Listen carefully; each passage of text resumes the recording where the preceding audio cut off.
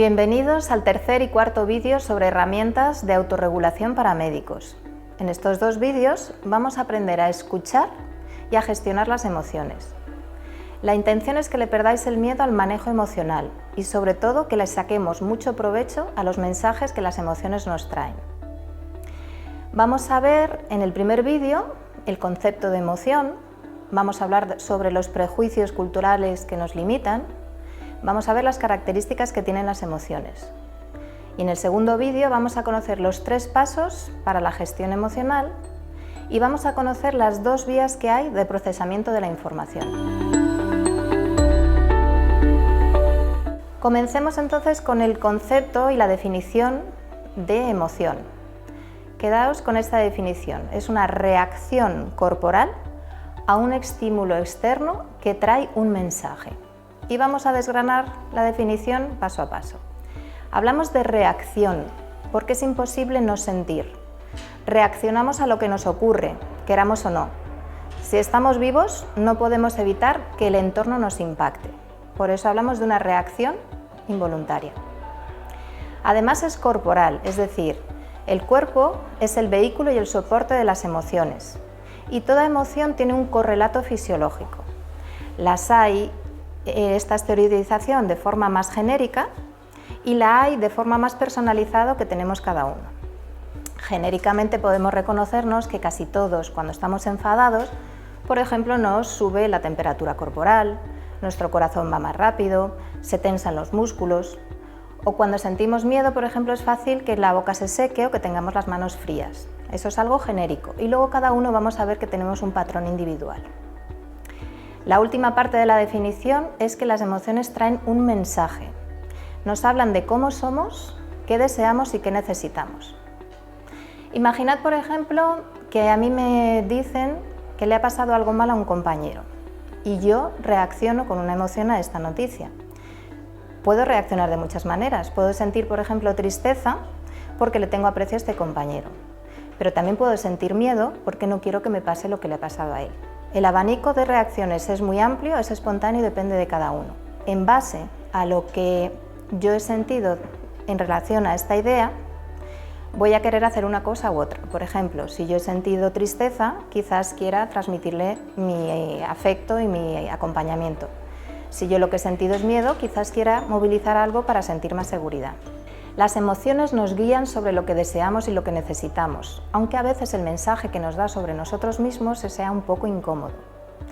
Por ejemplo, me puede ser incómodo reconocer que dar charlas en público me da miedo, a pesar de que pueda tener mucha experiencia y un concepto de cierta seguridad en mi bagaje profesional. Si yo no escucho y reconozco esta emoción, no voy a poder movilizar los recursos para no tener el miedo. Aunque a veces las emociones nos dan mensajes que son incómodos, en general es una guía, como una brújula, que nos orienta hacia lo que debemos hacer en la vida. Cuando buscáis el concepto de emoción, es muy fácil que siempre pongan la coletilla de que tiene una función adaptativa, y esto es muy importante, porque nos permiten adaptarnos al ambiente. Es decir, por ejemplo, si a mí algo me genera asco, voy a rechazarlo, y si algo me genera alegría, querré repetir esa experiencia. Si algo me sorprende, voy a interesarme y atender más. Si algo me enfada, voy a poner límites. Si, por ejemplo, siento culpa, podré intentar repararlo. Es decir, necesitamos las emociones para que nos vayan conduciendo por la vida. Vamos a ver ahora los prejuicios culturales. Todos hemos recibido un poco estas orientaciones y yo he recogido las 3 que he visto más comunes. La primera es este concepto de que hay emociones positivas y emociones negativas. Confundimos el hecho de que hay emociones desagradables y asociamos a que al ser desagradables son negativas o malas.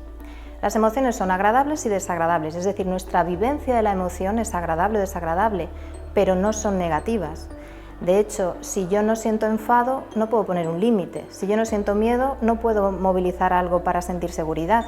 Casi podríamos decir que genéricamente, obviamente, todas son positivas, porque nos van a orientar hacia lo que nos va a permitir sobrevivir.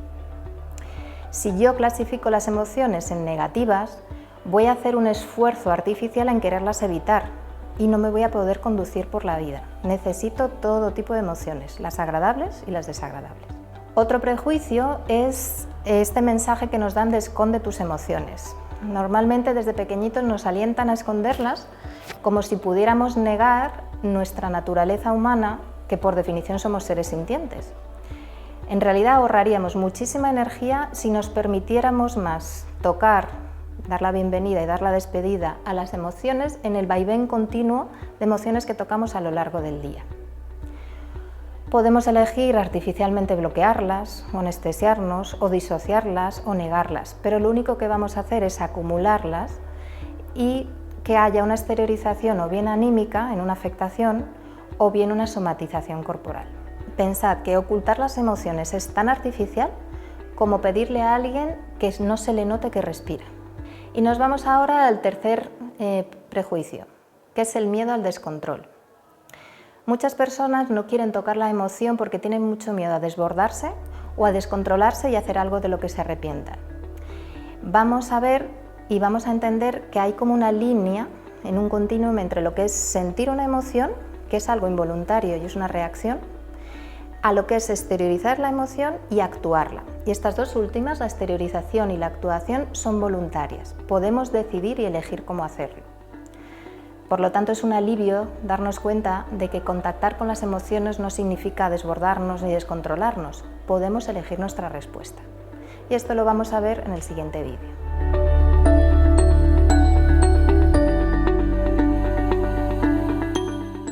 Vamos ahora con las características de las emociones. Las emociones son espontáneas, son inmediatas, es una reacción inmediata que tiene el cuerpo a algo externo. De hecho, es lo más rápido. Primero reacciona el cuerpo y luego llega a la razón y le damos un significado y tomamos conciencia de ellas. Además de espontáneas, las emociones son universales. Toda persona que esté viva siente por naturaleza.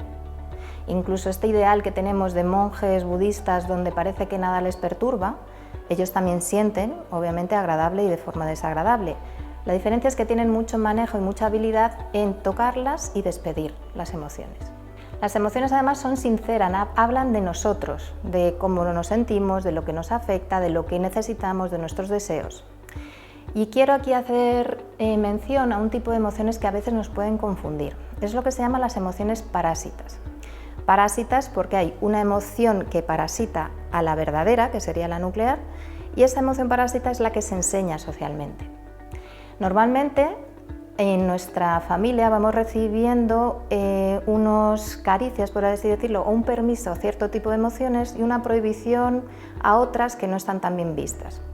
Por ejemplo, en mi familia de origen el enfado no está muy bien visto, con lo cual desde pequeña yo he aprendido a sustituir el enfado por tristeza, que sí estaba bien visto y era acogido y yo recibía atención. Como funcionamos por repetición, yo he podido haber automatizado esta emoción parásita y ahora ante algo que me tendría que hacer sentir enfado, como puede ser una agresión de otra persona, es fácil que yo sienta tristeza. Si yo estoy alerta que esa es mi emoción parásita, voy a cuidarme de no actuar la parásita, porque si yo siento tristeza lo que voy a querer es como consolarme, pero si yo siento enfado voy a querer defenderme, que es lo proporcional reactivo a haber sentido el enfado. Entonces yo os animo a que reviséis en vuestra historia de origen, en vuestra familia, qué emociones están mejor vistas y cuáles peor, y ver si tenéis tendencia a una emoción parásita, porque esto os puede conducir mal. Y la última característica de las emociones es que nos dan una guía, siempre nos dan un mensaje, algo que seguir, alguna orientación de cómo reaccionar a algo que nos ha pasado.